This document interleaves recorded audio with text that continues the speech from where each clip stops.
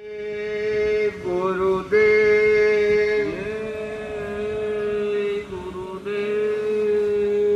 सत्संग गोष्ठी में उपस्थित सभी भाई बहनों को हम सादर जय गुरुदेव करते हैं। जय गुरुदेव। ये आज अपने लोगों का, क्योंकि आप तो जानेंगे नहीं, लेकिन आप विश्वास रखिए कि आज ये अपना परम सौभाग्य है कि आज देहरा मोड़ यानी राजस्थान से ये भक्तों की टोली हमारे बीच और आपके कल्याण की कुछ बातें सुनाने गुरु महाराज की आए हुए हैं। तो इसको आप न समझिए कि कोई छोटा मोटा काम है। दूसरी बात, जब तक किसी चीज की, जैसे आप कपड़े लेने जाती, साड़ी लेने जाती, जब कोई उसके विषय में बताता है कि इससे क्या फायदा, गर्मी नहीं लगेगी, ये होगा, अच्छा है, बड़े लंबे समय तक चलेगी, तब आप ले लेते हैं। तो हम केवल दो बातें आपसे करेंगे, उसके बाद तो भाई हमारे आए हुए हमारे भी विधिवत 2 घंटे से कम नहीं सुनाएंगे आपको और सारी बातें समझाएंगे विधिवत। देखो भाई बहनों, आपको शायद नहीं याद है, बराबर सुनाया जाता है, ये महापुरुष जिनकी फोटो लगी, जो हमारे आपके कल्याण के लिए, आज कल्याण के लिए, बाल बच्चों के कल्याण के लिए आए हुए हैं, तब इन्होंने क्या कहा। गुरु महाराज ने जो व्यवस्था शाकाहारी की चलाए हुए हैं, जो चल रही है, देखिए उससे फायदा क्या है। फायदा ये कि गुरु महाराज ने कहा कि 1 तारीख निश्चित है, जब तक शाकाहारी होने का अथवा मांस मछली छोड़ देने की बात है और माफी मिल सकती है।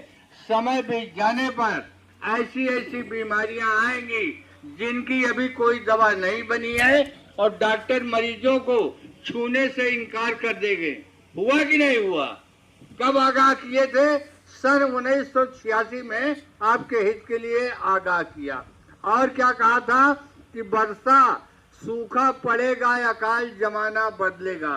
टेलीविजन पे आप देखे होंगे, लंबी लंबी गाड़ियां बिल्कुल जो ना गुब्बारे की तरह बह रही हैं कि नहीं बह रही हैं।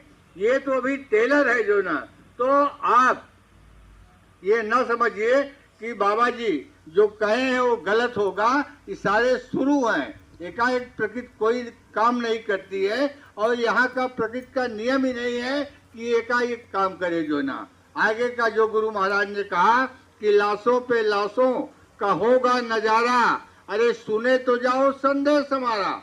हमने तुम्हारे लिए पर्चे छपाए, क्या क्या चीजें आपके लिए कहे हुए हैं। तो ये सारी की सारी चीजों को हमारे मुरारी भाई आए हुए हैं, हर चीजों को आपके दिमाग में इस तरह से डालेंगे कि विश्वास हो जाएगा।